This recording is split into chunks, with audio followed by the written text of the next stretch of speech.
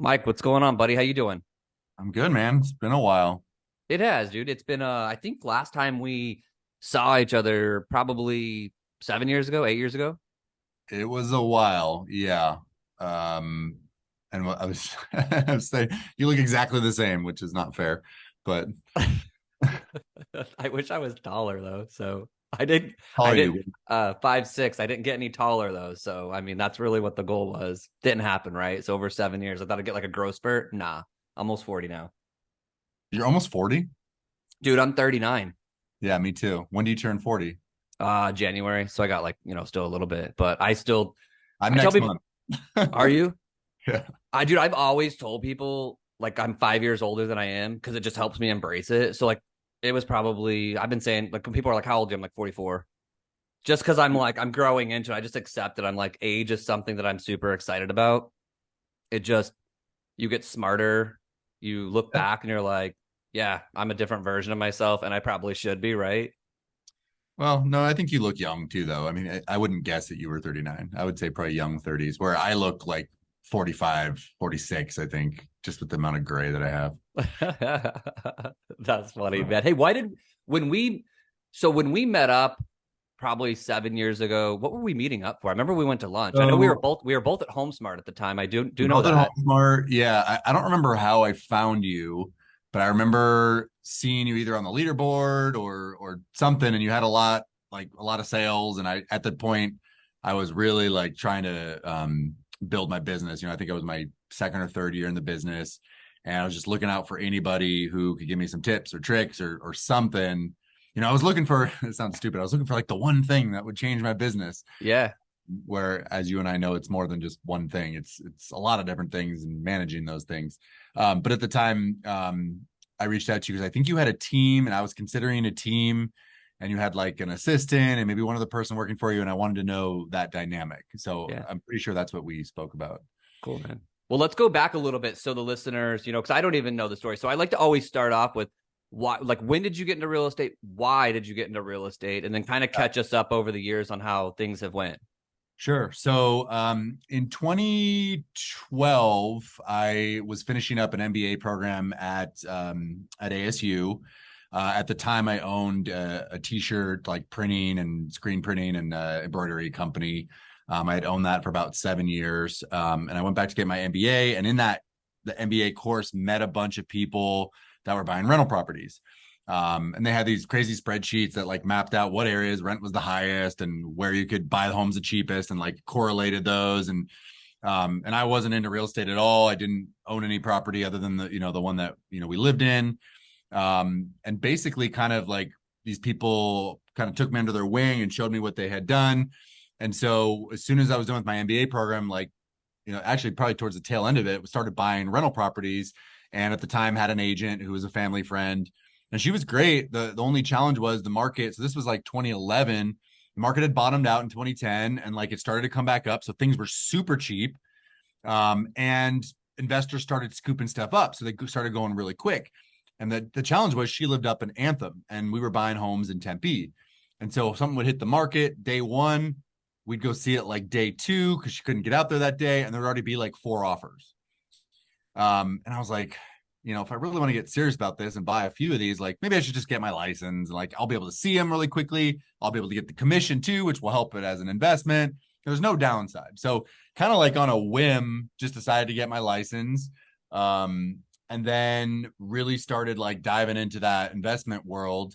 And I loved it. Like got obsessed with it. And that's one thing about me is like I can get obsessed with things, and not for like a couple weeks or months, like for years. Usually it's like 6 or 7 years. I just get obsessed. So that's what happened. I mean, I started diving in, I started buying a bunch of rental properties. Um, and then I started doing both the kind of t-shirt company and the real estate at the same time for like a year. And then I was like, I think I want to do real estate full time. And so I ended up selling the t-shirt company. And it worked out nice because the guy who bought it wanted to pay me monthly and then like a bulk payment at the end. And for me, I was like, all right, well, that's like basically a salary that I get to kind of pad this real estate career that hasn't blossomed yet. And it worked out perfect for everybody. So it was like a 3-year plan where I had basically a paycheck from the old business. And then I was able to build up my real estate business from there. So it was like the perfect transition. It was awesome. So how long have you been licensed? So that was so I got licensed in 2012. Yeah, to answer your original question, which Yeah. I didn't. No, you're So good. I just hit well, this month will be my 11th year. Okay. And so, over that 11 years, did it solo for like two or three, then hired an assistant around the time you and I met, who's still with me, believe it or not. There you Um, go, man. That's hard to and do. yeah, no, she's The great. She's like the glue of the team. Her role is operations manager, but she's basically our TC and kind of keeps like all the transactions in order and on track, and is like the communicator for all of them, and like kind of coordinates everything. So she's really like the glue and the backbone of the team. And then kind of added other agents. Then we added a showing agent who just shows homes. I added her, I think, 3 or 4 years ago. She's been with us that entire time too. nice. And then kind of grown from there. So now we're a team of 8, including me. So we've got Michelle, the operations manager, I mentioned first, Katie, who's our showing agent, Justin, who is our videographer, and then all the other people are our sales agents. Yeah, because that's the one thing. So we haven't talked since lunch, right? So 7 years ago, haven't talked. What's really cool about this is, and this is super interesting, is your emails that I get probably once a month. I'm sure you have some type of cadence to your emails that you send out. Yep. And so I still get an email from you. I think it's like once a month. Maybe it's not, but that's what it It's once feels a like. month. And I Yeah. click on it every once in a while, right? And there's, majority of the people I would unsubscribe from, but yours I've always looked at, and I'm Thank, like, yeah. thank you. Well, but when I look at him, dude, I'm always like, this dude's are you the creative person, or is somebody that you hired the creative? I'm sure it could have transferred, but because when I look So at your stuff, I would click on your emails and it would take me somewhere, right? I don't know where, but I'd yeah. watch a video and I'm like, this dude, I feel like you've been doing that for years. And I'm like, I feel like you were not on the forefront of video, but I feel like you were doing video before a lot of people thought like I need to do video. Where did that come Yeah. from? I definitely wasn't on the forefront, but I was an early adopter of Okay. it. Um, so the creative side, in terms of like what the content is, I come up with, which is a major pain, if I'm being honest. Like, to constantly come up with things, and I try to post something every single day, right? So you have to shoot enough content to post every day. You have to edit it, and you have to actually do the posting of it. But I will give a lot of credit for making it look good and sound good to my videographer, Justin, who's on our team. He's Okay. also a good friend of mine. And that's kind of how I got into video. So he was an agent on my team, a sales agent. And in 2019, he's like, hey, I don't really love real estate. I'm not passionate about it. Like, I'm making good money, but I think I want to try like creating some videos. Like, is it cool if I just shoot some houses of listings that you have with you? And like, can we kind of just, can you be my guinea pig essentially? And I was like, yeah, sure. Like, sounds good. And at the time he was shooting on his iPhone, which still kind of works if you don't need an expensive camera to get going. And I remember the house we started in, it was a really nice listing I had in Casa Grande, of all places. And he shot this beautiful video. The house is beautiful. And we kind of like, I looked at a bunch of different people's styles on YouTube, and there was like an agent or two that I kind of tried to model it after, but like give it my own thing, my own taste to it. And it just was awesome. And it got really great feedback. And so I was like, hey, like, you want to build your video, and I think this would be a cool way to show off homes. Like, let's just do one a week. Like, let's just try it for like a year. And we kind of set up like a system to do one a week. So we shot on Wednesdays, which means I needed to have the script done by like Monday to review, which meant that I needed to pick the house by like the Saturday before, because they weren't all my listings. Some of them were Yeah. team members, some of them were other listings from, our brokerage. So basically every week, like Saturday had to have the house, Monday had to have the script. And by the way, I had to get a house that I could actually shoot at. So I'd have to confirm it.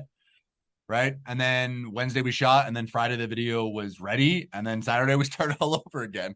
So, we had to kind of create a system that would work. And then just like anything over time, you make it a little easier and you kind of get a feel for it. And the script writing goes from taking an hour to taking 45 minutes, and then from 45 minutes to 30. And then it just becomes quicker and easier every week. So what was the initial point of it? I feel like everybody's got a different goal that they're trying to do with it. Was it like, what was the initial thought process of I want to make video? Where were you going profit wise? Like, where were you going? Where revenue wise? Initially it was like self-promotion. Okay. right? It was like, obviously there was always a, hey, I want to show off the house. But my thought process was, it was more, not more about me, but it was strongly focused on me, meaning I was the subject in the house, right? And my thought process at the time was, don't don't exclude the house, make it be about both. So I didn't do any talking on camera. We did voiceover. Hmm. And so I would be in the house showing things in slow motion and showing off the features and benefits of the home, but it was easier to record because we didn't have to talk on camera. So we figured out little things that would kind of make it better. But it was to show off the home and me. But I was probably more on the screen than I am now. Now it's more about the house Okay. and benefiting the client and marketing the home. So with the self promotion of that, where did that go? Because I obviously see you have a pretty big Instagram following, and so was that just to, were you like trying to add people on social? Were you using like hashtags? I don't even really know how any of that works. Like where were you going with that as far as self promotion? Honestly, Obviously, you were trying to get buyers and sellers, but yeah, I was just figuring it out at the beginning. I think the goal was get more people looking at me. I mean, the challenge with real estate is it's a little bit of a shameless business in that like you need people to pay attention to you, right? You need people to notice you, especially in Arizona where there's like 60,000 agents. It's high saturation. But you need to do that in a way in which doesn't annoy people, yeah, right? Like a lot of people like in my opinion aren't great at it. I think I could still get better at it, but I think I found a niche in humor and visually appealing things so that people aren't annoyed by constantly seeing me. yeah, Right? Like the same reason maybe you didn't unsubscribe from my email. One, I don't send it out a lot, once a month. Some people send out emails like every 5 or 6 days from real estate, and I think that's way too much. yeah. I'm just like a poke, right? I'm just poking you. Hey, I'm still here and I'm trying not to annoy you. Well, and it's interesting that we're having this conversation because I replied to, I believe, your email to ask if you wanted to be on the podcast. So exactly what you were trying to accomplish, you did. Not to say that you were trying to keep up with me per se, and I wasn't just in your system, but I'm sure you have other realtors out of state that are getting this stuff and they're going to refer you business and things like that. That's what I've noticed with just like my education that I do online is other realtors will subscribe to my learning platforms and take classes. And then all of a sudden, 3 months later, they're sending me a referral. So it's like, our audience can be also real estate agents because they may get out of the business if they're local and they might be out of state. So I think you're doing something cool. So that's just really interesting that I emailed you from your emails to me and it was 7 years ago. So you can see clearly that what you're doing is working because it was not unsubscribe because like I said, I would click on something and I'd be like, that's super unique. It's like you're not following the mold of, I felt like you see a lot of realtors who will duplicate other people's funny stuff. Yeah. And nothing wrong with that, right? I think like that's still a good way to do things if you want to. But I felt like you had some like original humor. It's a mix, right? Like I definitely take inspiration from other people and some things like some things copy with my own twists. And then I would say it's like a third, right? So like a third of my content is like, and maybe a little higher, like 30-40% is like completely original, wrote everything myself, came up with it. I would say a third of it is like I saw something that inspired me and I switched it up and like made it my own. And then I would say like a third's like pretty much copied exactly, but like did it at a higher quality video, right? So if I'm being honest, what was your original question though? No, it was just like, that's interesting how like we basically stayed in communication through you just emailing me, and I hit you up, said, hey, can you be on the podcast? And we obviously had a relationship back in the day where we met. So, but that's just super cool. The part that I think it works, I'm saying. Well, thank you. No, but I'm sure it also annoys some, but that's the cool thing about this business. I have some realtors that'll be like, hey, like I got this email back from somebody that said they didn't want this. And I'm like, well, like, don't think you're that cool either. Like, it's just the world. Yeah, no, I don't take any of that stuff personally. And I try to think like, what would I want on the consumer side? I wouldn't want a ton of emails. I wouldn't want a lot of stuff that I have to read and digest. Like, just give me like the meat and bones, right? And so what I try to do at like the very top of our email newsletters is there's one video that's big, that's highlighted. If you watch that, I'm a happy camper, right? So when you click on it, it opens up a video, and the video gives like a 1-minute synopsis on like what's going on right now in the real estate market. So it's not like a bunch of charts. It's not a bunch of words. Like in 60 seconds, you can understand what's happening with the market and the nuances of it. And if you want to read more or look below and look at some more listings, great. And if not, that's fine too. I just look at it. It's like So you don't post the Cromford report graphs. I see those as a like don't post that. I see Never. that stuff and I'm like, I'm a realtor who understands this business, and that hurts, that aesthetically hurts my brain when I see that. And there are some people that like that stuff. Right. But those are the people that are going to reach out and ask me, and then I can go real deep, in that. But just looking at it with no context and no understanding for what the numbers mean. So like if I say, hey, our inventory is 11,300 homes, and you're like, okay, cool. Like, what does that mean? I'm like, well, normally we have on average 20,000. So our inventory is very low. Like that's easier for me to just say. Yeah. And for the analytical people, I'll pull up a chart because I've been tracking inventory and average price and breakdowns of pricing inventory for 8 years, right? I can pull up everything and be like, hey, but the average person does not want to see or hear that. So with you having this person now on staff, how do you hold that accountable as far as like an ROI? Like I'm sure he's got a salary. So how do you like when you close a deal, are you sourcing that like, hey, this came from social media? Are you at the point right now where you just have to say, hey, this is working and we can't really pinpoint everything? Because like when I'm going down the road and you see a billboard for like Coca-Cola, they can never be like, hey, Chris bought this Coca-Cola because that billboard. They're at the level with that where they just got to say like, hey, we make enough money that's just brand awareness. And there's some things that we can easily track. How are you doing that to make sure it's making sense? I'm very organized. I try to track everything, right? So every single deal that comes through on my side, and I tell the team members to do this too, I know where the deal came from.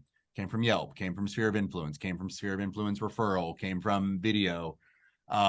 Video is harder to track though, because it is more of a branding thing similar to a billboard than it is like I put a Facebook ad, I saw that person respond to the Facebook ad and then got the business. However, there are ways to track it. So for example, I sold a listing, it was earlier this year, that came directly from a video. And I know it came from a video because I posted the video or a different video of a listing I had in that area. And I put an ad behind it on Facebook and Instagram. And that person responded to that video, like, awesome video. And then I messaged them and said, hey, thank you so much. And then they said, hey, we're thinking of listing like next year. And I just stayed in contact with that person, right? So there is some immediate business. I would say if I had to put a percentage to it, I would say it's probably like 60 or 70% like branding. And then, the rest would be marketing that I can track. So there's some of it that I won't ever know, right? It's out in the ether and there's some awareness behind that. But I know that it's working because every time I see someone in person who gets our emails and sees my video, they go, oh man, your videos are so great. I love watching them. They're so funny. And so like, as soon as I get the doubt coming back and creeping back in my head, I meet someone in there and they say that and I go, okay, cool. Like it's working. Like people know video is what we're known for. Yeah. And I think that just the biggest challenge is like making sure the messaging to the client and how video can help them is succinct and make sense and quantifiable for them. Okay. Like if they see the ROI, because we track the numbers, right? Like I know how many hits a listing gets without video. And I know how many hits it gets with video. And I know how much it sells for with video compared to not. And the numbers speak for themselves. Like if I do a quality video and I promote it and I put ad spend behind it, it sells faster and it gets more eyeballs and it sells for more. It just does. And so, that's what I try to promote and tell the client. And we have kind of flexible commission. So I walk in with the sheet. You pick your commissions, 5, 6, or 7. Okay. 6 and up gets you all the video stuff that we're excellent at. If you want to do the 5, that's cool. I'm good with that. I'm just not going to do video for it. I just can't afford to do video with that budget. And so some people choose that and they don't need or want video. And some people want like exceptional, great quality, multiple types of video. And that's the 7%, right? And it's up to them. So I give them flexibility, but I also show them if they spend a little more, the ROI is there. Yeah, very cool. So let's go even back to, so when you started doing the buying your own investment property, so you got in real estate to buy your own investment properties. Have you been on that journey still? Yeah. I mean, I think most of our rental properties were front loaded in my 11-year career. Mainly because the numbers just made so much more sense then, right? Like I bought our first rental property in 2011 for 145 grand. Yeah. In Tempe, it was like I bought it for like $86 a square foot. Like I think they spent more to build the house, honestly. Yeah. And the market was so low at the time. I remember I it was listed at 140 and we had to overbid for 145 and I was like stressed and I was like, man, did we overpay for this house for 145, right? And now it's worth probably 400 or high threes. It's this little dinky house in Tempe. But our cost base is now like I pay $600 a month for our mortgage and we rent it out for like 1,800. So, most of the properties we bought were between 2011 and 2014. And then after that, like I was really busy selling real estate just to other people. And the numbers, in retrospect, I still should have been buying in 2014, but like compared to 2011, the numbers didn't look great, right? I couldn't get a 24% return anymore. I was like at 12 and I was like, I don't know if I want to buy them. And on that side too, I was married and my wife is a little more conservative with money than I am. And I'm just like, let's buy as many as we can. Like we don't need a savings. Like these are going to be our future. And so there was a balance there, Yeah. right? She slowed me down. And I tell her all the time, like, if I didn't get married, I either would be incredibly wealthy right now or completely broke because I was all in for better or for worse, right? And so I think she balanced this out in a really positive way. But yeah, it was mostly front loaded. And I think around 2014 or 2015 was probably the last time we bought like a single family for long-term rental. We bought short-term rentals since then. We had two, one of which we sold. But most of it was very front heavy. Yeah, it's interesting how we go through these stages where we buy some properties, you look back and you're like, or you're like, I don't know if this is ever, I don't know, you just look at it and you're saying like, hey, this was too expensive at the time, but then 5 years later goes by and you're like, wait, that was cheap. And then you're like, now then you're thinking about buying then and it's too expensive at the time, and then 5 years later. So I'm going through this process now with myself. So my wife and I own 20 rental properties, and we got to, like, I'm at that stage now again, right? I haven't bought one in probably like 9 months. And I'm at that stage where I'm like, is this going to be that like I almost have to, you have to turn into a new version of yourself. Otherwise you turn into like the old man, because it's like, hey, what we were buying at this era was that era, right? And everyone can talk about that era. But then like we had to turn into a new version, and these were different ROIs, different game we were playing. Now I'm like, hey, are we going to look back in 6 years and look up, and all of a sudden we're like, hey, we should have been buying these properties now for $500,000 and $600,000 because now they're worth this. Like, when does that ever stop? You kind of keep telling yourself, but that's just cool to know that you were able to do it. Like being able to buy rental properties. It's something that I see realtors not doing enough of, and I'm like highly encouraged and like, hey, figure out how to get some profit out of this company and go buy some stuff. Absolutely. I mean, it's a game maybe everybody wants to be in it forever. Let me ask you that, and we're going to keep going back and forth because I just want to freestyle this. But with you now being in real estate, you said for 11 years? 11 years, yeah. Do you ever, and hopefully this isn't too much to talk about, but do you ever get to the point where you're bored? Oh, yeah. Yeah, good. Oh, yeah. Like I said, the 6 or 7 years of being able to focus on something and being obsessed with it is a huge blessing, right? Like I can pick up right where I was the night before in my obsession and focus and pick it up the morning after. The downside of that is after 6 or 7 years, I start to kind of fade a little bit.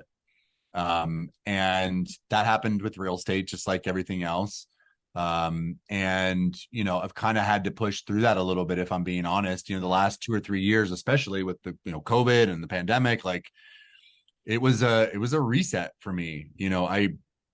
It's been a challenge. So I have to focus on the things that I like about real estate and that I'm good at. And luckily I have a team that supports that. And like, I enjoy showing homes to some clients, right? It's not even a price point thing. Like I'm working with some awesome buyers right now. They're in the low 400s and they're like the coolest people. And I love working with people like that. And then there's other clients that like are very challenging and have crazy expectations that no agent or person could meet and are not grateful for your services or your time. And those are people that I just don't care to work with. And that's what my showing agent's for. Yeah. So, I've tried to focus on the things that I enjoy. I love negotiating. I love getting my clients a good deal. I love helping people through the process. Like I was an educator. That's what my degree's in. And like half my family are educators. So like I love being able to help the person through the process and help them understand it and help them wrap their brains around where the nuances of it are. And then the things that I don't like paperwork and uploading stuff into Brokerman and scheduling appointments, like that's what my operations manager is for. So I've figured out ways to make it more enjoyable for me. But I'm always looking for new things. I'm in the early stages of potentially starting another business on the side. But I see myself being intertwined with real estate one way or another, for at least another 5 or 10 years. But by the time I hit 50, I'm not sure I want to be doing this full time, right? I mean, it may always be a part of my life. I'll probably always have my license. I just don't know if it's going to be like my main thing when I'm 50. Yeah, I mean, I'm 17 years doing it. And we all go through these stages where you're like, ooh, what do I like doing? What do I don't like doing anymore? And so I went through that probably probably about 2 years ago. And it was just I still love my real estate business. I still like the ultimate goal of helping buyers and sellers. So I just started writing down all the stuff that, like, hey, this is what I really love about this company. And this is the stuff that I really don't love about this company. And I just started like that was it. It was like, hey, just gotta hire people to do this stuff. And Yep. and knowing that, hey, my active income might go down. Yep. But like I was looking at it more of like sustainable. Like how do I still, like, how would I own this company when I was like 80? And I think the 80-year-old version, maybe this is for you, but as well, it's like maybe our 80-year-old, like maybe that's all we're doing every few years is you're just turning into a new version of yourself. And you're like, hey, like I did like doing this 4 years ago, but now this is my new self. And so I'm just going to have somebody else do this. And if I make a little bit less money actively from this company, I think it's really interesting to sit down and just do, because you're like, hey, like it makes you realize like it's not all about the money, because like I'll actually pay to get this stuff off of my plate Yeah. just And that's a hard to transition. keep the business, because I'm like, Yeah. you can't just tell people like, oh, I'm not going to show you homes. Like if you don't have something structured set up, like you can't just one day wake up and be like, I don't like doing that Yeah. anymore. So you got to have that set Well, up. you can. You Well, just make significantly less money. there you go. So hey, let me ask you about the showing partner model. How does that work for you? Because I have a showing partner on salary for myself, and Yeah. that's going through that journey of what I did and didn't want to do anymore. How does that work for you? And is that just for you, or is it also for your team that you said you have? So it's primarily for me, but it is for the team too. The team doesn't take her up on it a lot because they have to pay her, and a lot of the team members aren't busy enough where they need a showing agent. Um, I got to give credit to my brokerage, North and Co, for kind of guiding me through that hire, because it's a hard role to fill for a variety of reasons, right? Like, first of all, the person's kind of on call 24/7, or at least 5 days a week. Monday and Tuesday, technically she has off, although some days people want to see homes on Mondays and Tuesdays. But the person has to have a flexible schedule, first of all. Second of all, has to be trustworthy enough to be places on time, show clients homes in a way that doesn't scare them, but also points out things that are important, right? So has to be me in that room when I'm not there. That's a big challenge. And then on top of that, has to have buy-in to the process, to the client getting to the end goal. So for example, if I just pay this person just a salary, they don't care whether the buyer buys the house or not, right? They have no incentive, and our incentives don't align there. But if I only pay them when the client has success, that's almost like pressure to get them to the finish line. And it almost matters too much, right? So what ended up happening is I was guided through my company, who had other people that had hired roles like this before, that it's got to be a blend. There's got to be a base salary. At least this is what works for me. I can't speak for everybody, but there's got to be a base salary that keeps them in the game enough to like pay their bills and like sustain some quality of life, even when we're slow. Okay. From there, every single transaction that they're involved in, they get paid on. And some of them I keep for myself. If I got a $5 million buyer, look, I'm the business owner. I get to decide when I give out some money or not. If I want to be completely involved and she's not involved, she doesn't get paid on it. But if she's involved at all, any showing, any show up for inspection, the client wants to go over after we're under contract and I can't make it, like if she goes over there once, she gets paid something, right? So she's either involved none or involved a little, and then she's getting paid. And there's a tiered system. So depending on how involved she is, the more involved, the more money she gets from the gross commission. What made you wake up and like, I know you said your company helped you structure that. Was it just influence from seeing other people do it at your company, or did you just wake up one day? It was time, right? I Time. just didn't have enough time in the day to service my clients, Yeah. to be a good father, to be a good husband. Like, ultimately, and it goes back to your thing about making a little bit less money. It's like the only resource that there's 100% limit on is time, right? I can always make more money. I can go bankrupt 2 times over and come back from it, but I can't get time back. And that's really been a shift in my brain more than anything else, right? It's like you have to be okay with maybe making a little less money to have some freedom, to have my nights and weekends back, to be able to spend time with my kids and not be on my phone the whole time.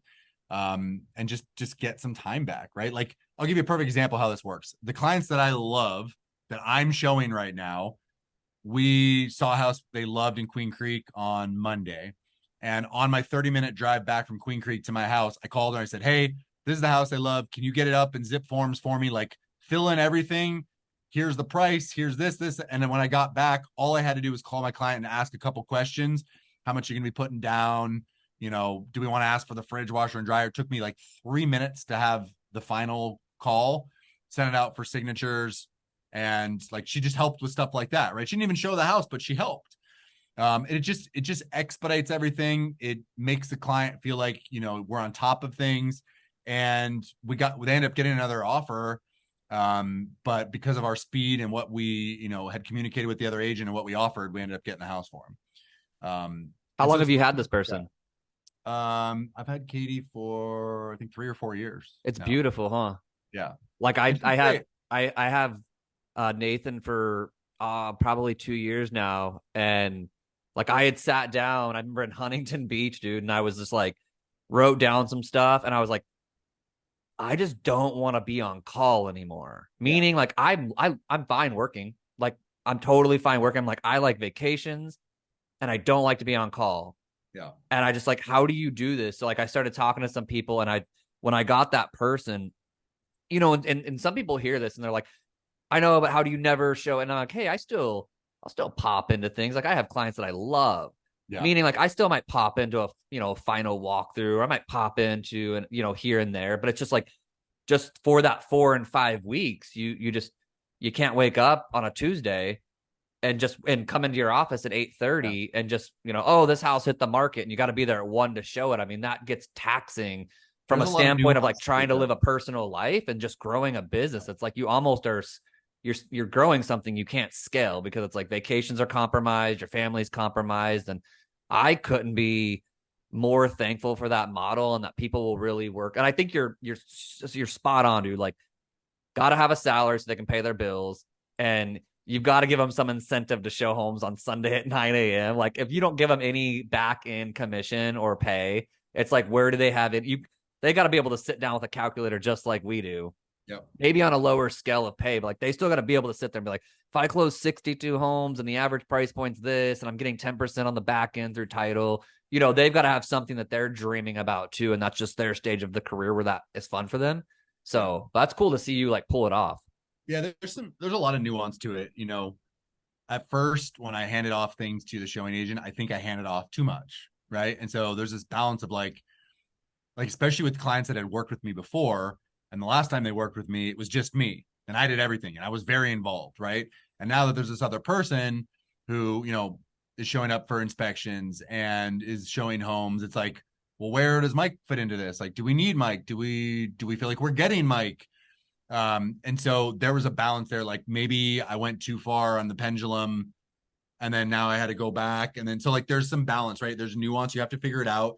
You still need communication with the client, especially if they had previously worked with you and only you.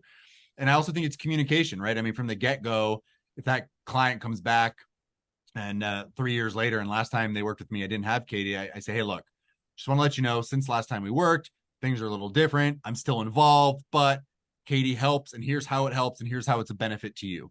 And are you cool with that? And if not, like, that's fine. Just tell me right now, and we'll just have to change the structure, and I'll be the main primary person. But it may mean I can't show homes to you immediately. It may mean that, like, if you want me at an appointment at your listing, I can't be there for everyone, and it might drastically, decrease the number of showings. So it's up to you, but I want to be upfront how that's going to affect you. And I think also it's communication, right? You have to have a person in that role who can communicate well, and you have to be good to them, right? Like, my thing is, like, I try to be really good to my employees and over communicate and see things from their point of view. And, I'd rather have someone long term than constantly be like turning people over in that role, right? Like, even if that means sometimes I pay a little bit more than I wanted to, or if I let things, I don't want to say let things slide, but like, hear things from their point of view and be like, yeah, you know what, that doesn't make sense, right? Instead of just being like, this is the way, you have to be here, you have to, like, that's not a good way to manage people and keep people on your team long term. What made you go the route of actually starting a team? What was that? What did that look like? You said you have like 8 people on your team. So did you just wake up one day and like, I want a team, or did you just get forced into it? Neither. I I wanted a team to leverage my time. Okay. And again, I'll credit North & Co for that, right? I came in North & Co with just my assistant. And I had learned from a lot of agents at HomeSmart, where I was previously, that it's hard to do everything, right? Like, if you're doing paperwork and scheduling and all that stuff, like, it takes up like 30-40% of your time. And that's time where you could be selling and showing homes and doing income making activities. So, someone wrote it out for me one day and was like, what is your time worth? I take how many hours you work in a year, divide it by how much you made, like, how much is your time worth? And at that time, it was like $150 an hour or something. I think it was somewhere around there. And I was like, okay, well, can I hire someone for less than $150 an hour to do 30% of my work? Yeah, I could pay someone a lot less than $150 an hour, right? I could pay someone $25 an hour to do all this admin stuff. So as long as I filled that 30% of time that now went to paperwork and scheduling with more selling, then it made sense. There's an arbitrage of 150 minus 25, right? Makes sense. So that was a no-brainer.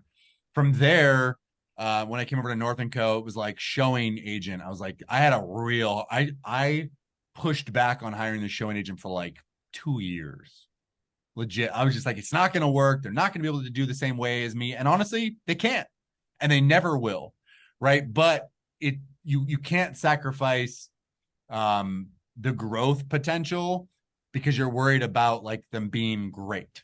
If they're good, if they're like an 8 or 8.5 out of 10, that is good enough for you to grow, because the time they're giving you back, as long as you're filling that time with money-making activities, your business is going to grow and expand for sure. Yeah. My buddy says there's value in showing the home. That doesn't mean it has to be your value.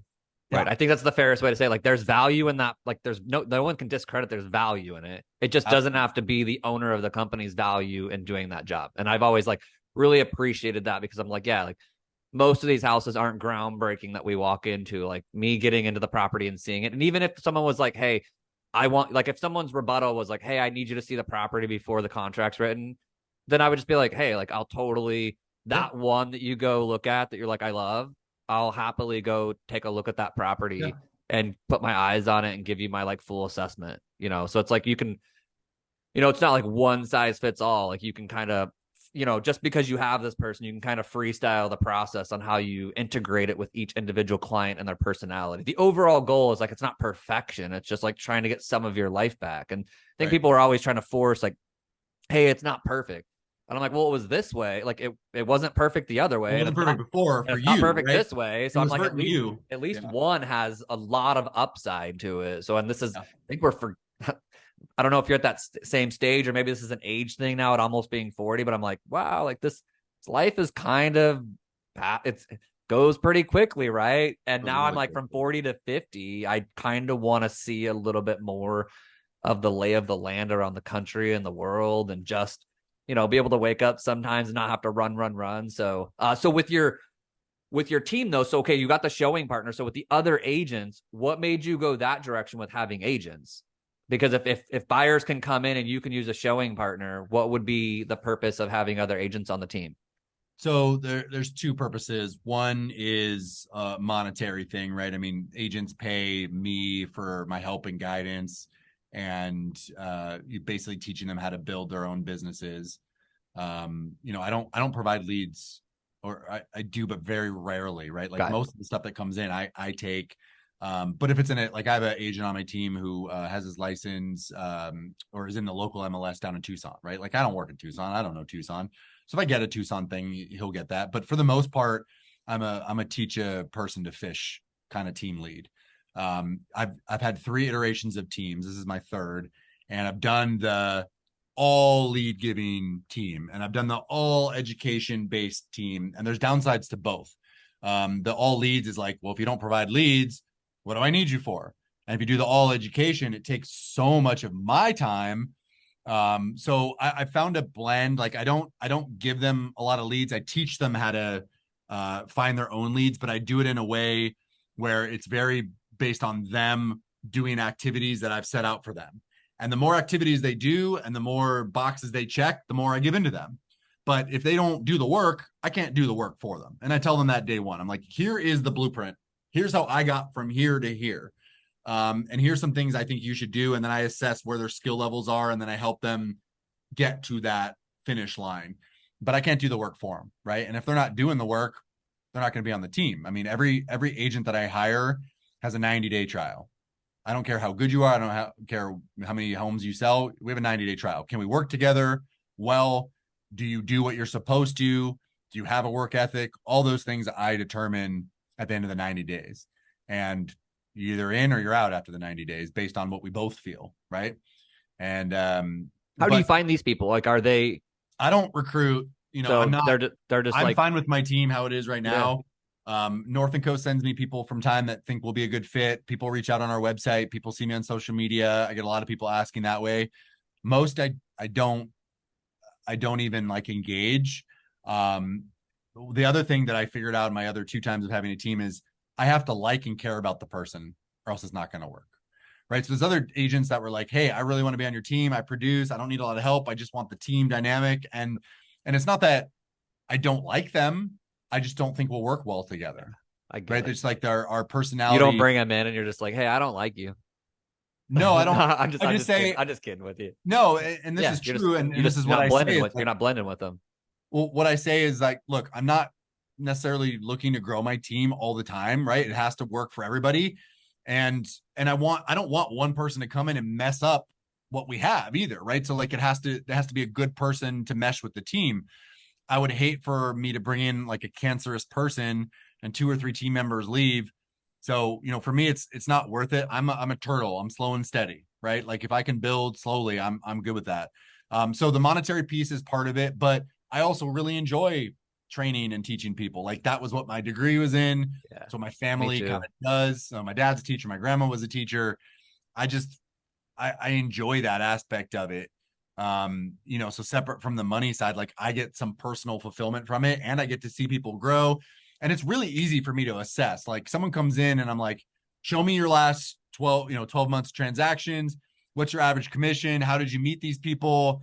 Where'd your business come from? What are you doing right now? And like in an hour, I can be like, okay, cool. Here's what you need to do. Here's what you need to stop doing. Here's how we're going to get you there. And then it's, just constant tweaking and following up with them and like being an accountability partner for them. Right. Yeah, that's what a lot of people just need.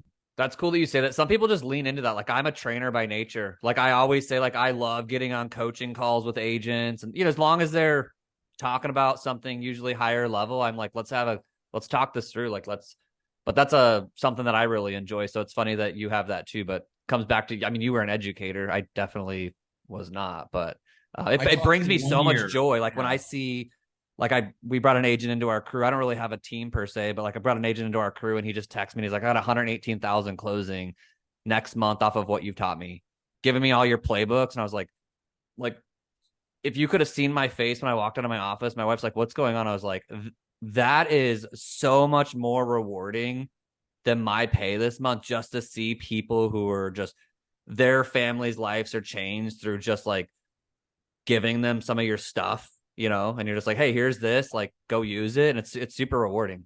Well, you know what it is too? It's like a lot of agents just don't want to work. Yeah, that's true, huh? They're like, well, my day starts at like 10 and I'm kind of done with stuff by like 2. I'm like, so you're working 20 hours a week? I was like, no wonder you're not closing anything. Like, uh, this is a full-time job. Well, I don't know what to do. And I'm like, I'll give you shit to do. Like, I got stuff you can do. It's constant outreach. If you have nothing to do, prospect. so Period. what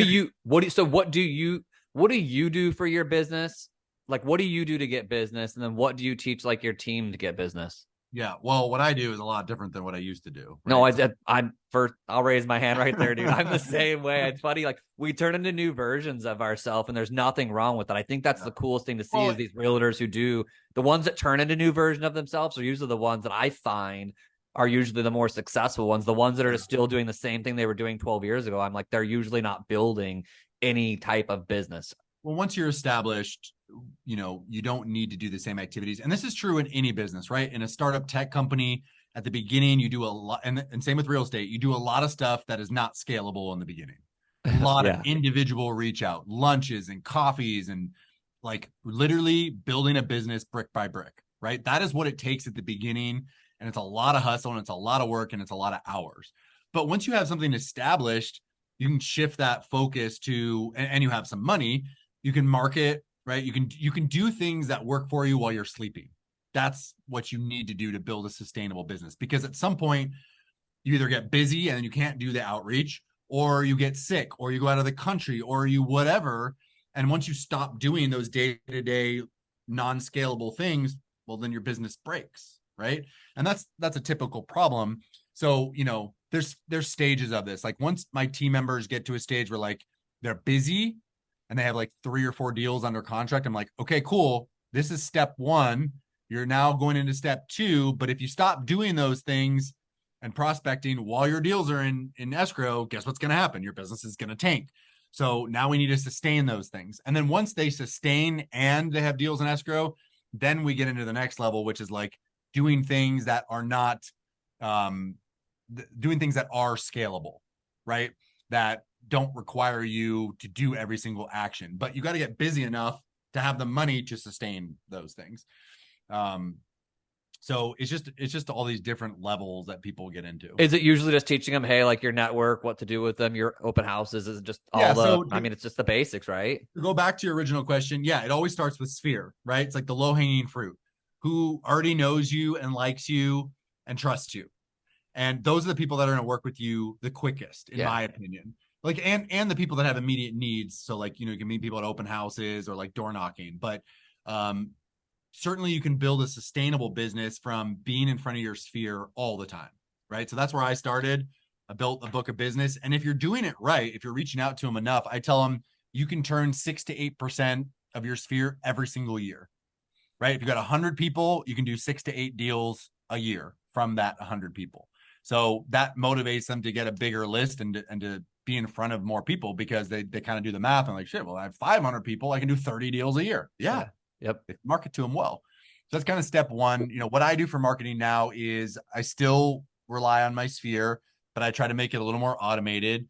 We have the emails that go out, a lot of it's social media. Obviously we do like postcards, like funny postcards are kind of my thing. I've definitely slowed down on them, but like that's where I can inject some humor into them and they can still get something physical in the mail that doesn't bother them.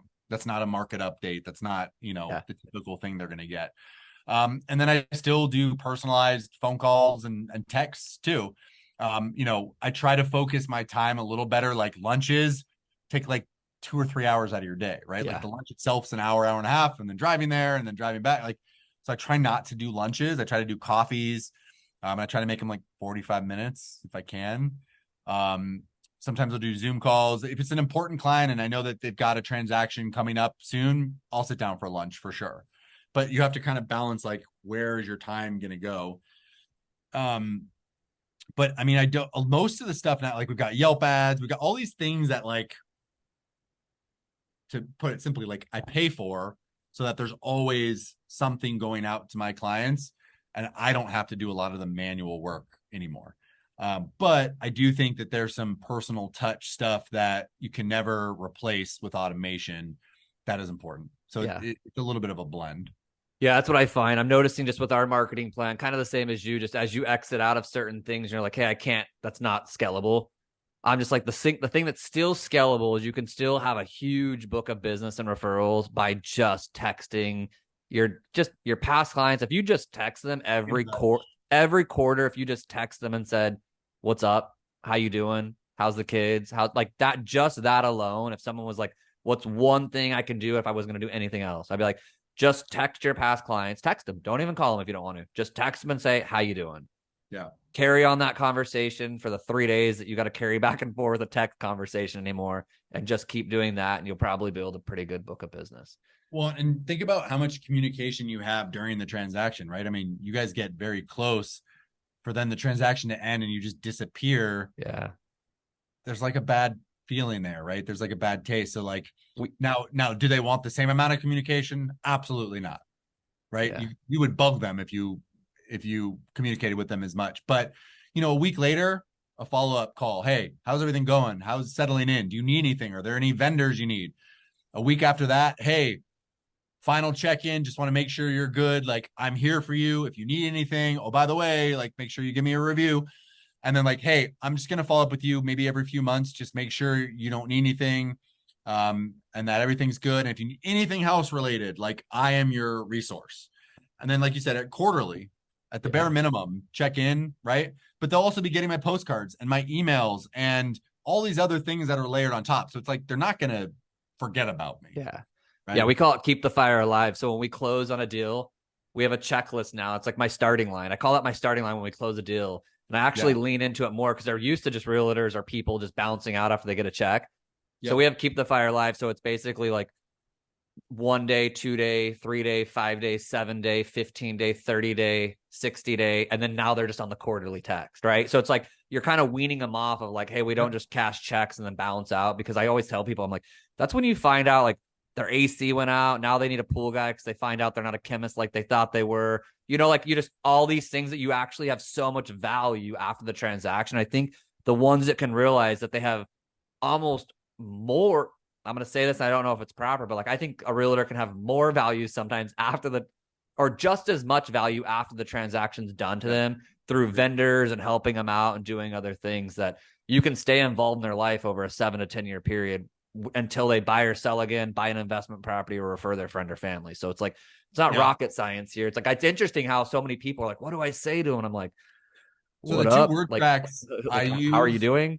Yeah, the 2 word tracks I use when we close is I go, hey, just want to let you know, I'm not going to disappear on you. That's like the word track that I love. Okay. Because their expectation is you're going to go away. I'm like, hey, I'm not going to disappear on you. The other one I say, and usually in the same sentences, I'm here as your real estate resource for anything. If you need a pool guy, if you need an electrician, if you have a friend who's going to sell, if you have a friend who wants to rent, I don't do rentals, but I can find them somebody. Like, I am your resource for anything real estate. So like, if you want to change my contact in your phone to just real estate guy, I'm cool with that. You don't even need to remember my name, but I am your real estate resource going forward. And so those 2 things kind of make him be like, hey, he's not going to disappear. He's here for the long run. And anything we need real estate, I can think of him. That's what I want them leaving with. So those are 2 word tracks that I use all the time. Well, as we're wrapping up, man, probably last question I'll ask is what are you most excited about in real estate over the next 6 to 12 months? Like what gets you actually excited? Or about the market? Just personally, like your business, you and what you're trying to accomplish in it. So I've wanted to be, maybe I don't wanted to be a developer, but I wanted to get into development somehow for my entire career. It kind of scared me a little because it's a lot, right? And I don't know how to build a house. Like I know all the components of it, but like I don't have any experience building a house. So I've been working with a builder selling a lot of his spec homes for the last year or so, gotten really close. We're becoming really good friends now.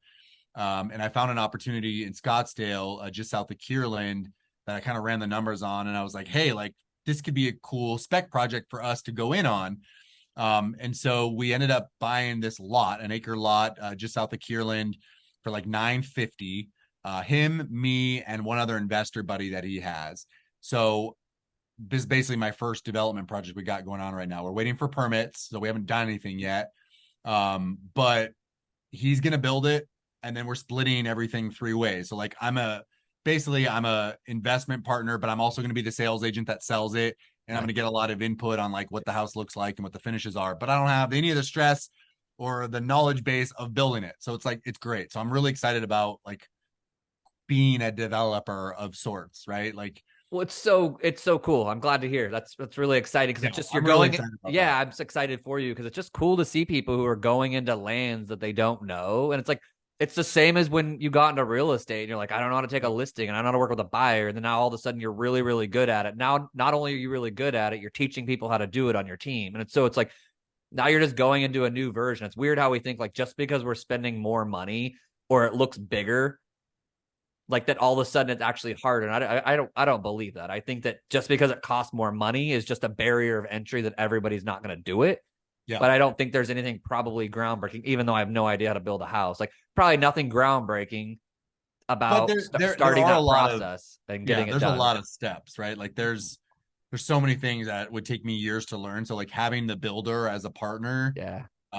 is awesome, right? Like, you know, he's gonna handle all the day-to-day stuff. He worries about the permits and like he has all the vendors and subs to line everything up. So like it's more just it's a perfect way to learn, right? Yeah. Like if I ever want to do it on my own, which I don't know if I will, but like I think it's a good way to kind of have the learning experience without having to have real hard learnings, Yeah. right?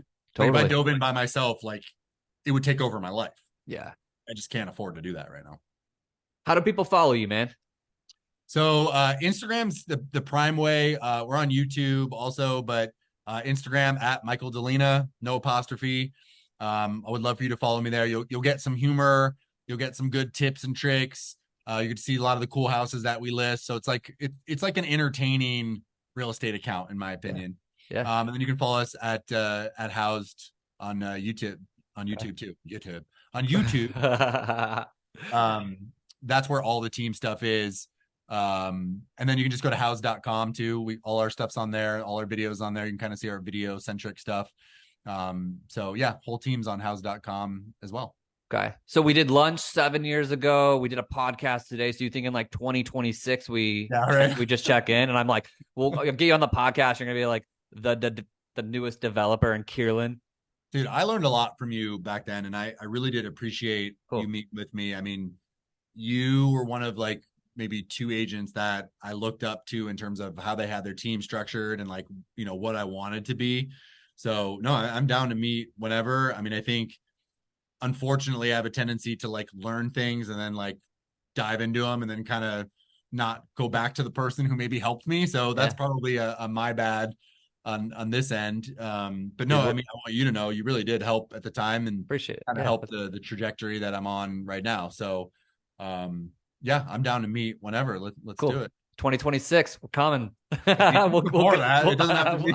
I'm just kidding with you, man. I just want the audience to know, like, you can keep a connection with somebody and it not always be something that you're doing every week. So I'm just like super proud of you, man. Like you've built Thank you. I've watched you and I've seen you grow, and it's super cool to see. So thank you so much for thanks for doing the me. podcast, and I just appreciate your time. Of course, yeah. Thank you. Thanks, man. Later, bro. All right, talk soon.